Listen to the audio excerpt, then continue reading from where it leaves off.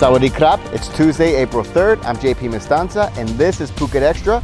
We're right here in front of Chalong Bay by Soi Palai in Chalong. They let us out of the studio today. Now here's the news you need to know. The Phuket Airport is going to see just under 60,000 passengers a day passing through its terminals for the next 2 to 3 weeks. And there are already tons of complaints of long lines and more. Well, the airport's GM is now hitting back.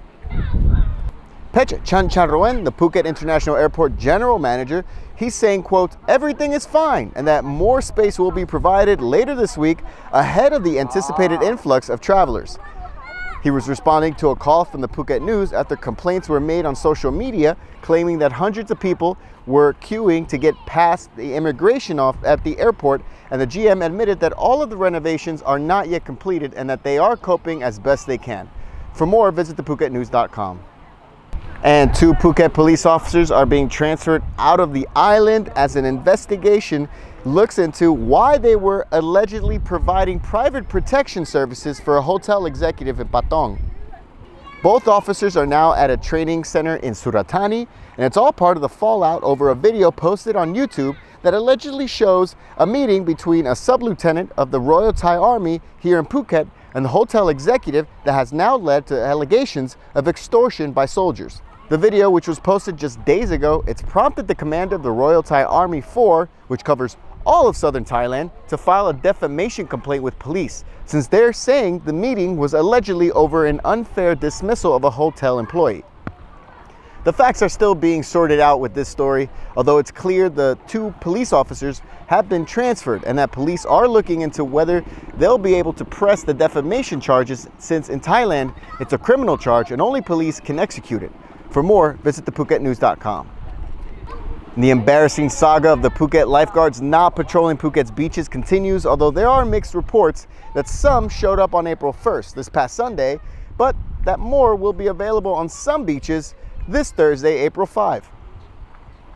Grab your floaties, since it's a confusing state of affairs with local officials continuously either passing the buck of responsibility over to other officials, or some, like the acting chief of the Phuket's Provincial Administration Organization, the PPAO, whose responsibility it is to ensure lifeguards are on Phuket's beaches.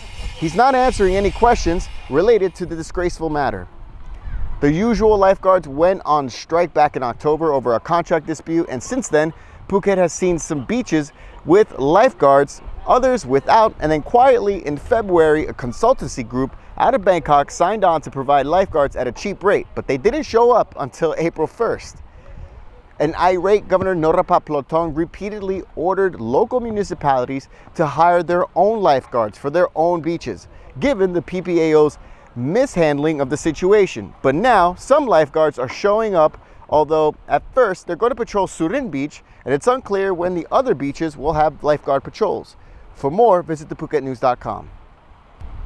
Sit tight, Phuket Extra will be right back after this.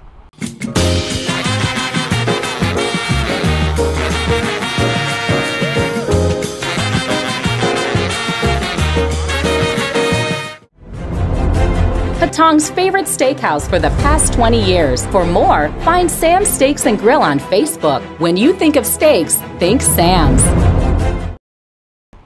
Welcome back to Phuket Extra. The National Police Chief is now looking into whether or not Thais were involved in the incident in which a boat carrying 56 Rohingya refugees from Myanmar had moored briefly in Krabi province on their way to Malaysia this past weekend. Police General Chaktip Chaijinda says the investigation is being widened to find out if Thais are involved in human trafficking, including officials and authority figures.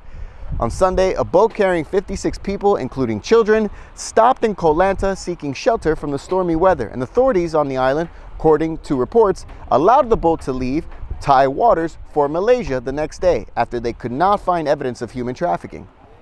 Hundreds of thousands of Rohingya Muslims are now fleeing Myanmar's Rakhine state after sectarian violence broke out starting in 2012, with the United Nations calling it a refugee crisis. For more, visit thephuket.news.com.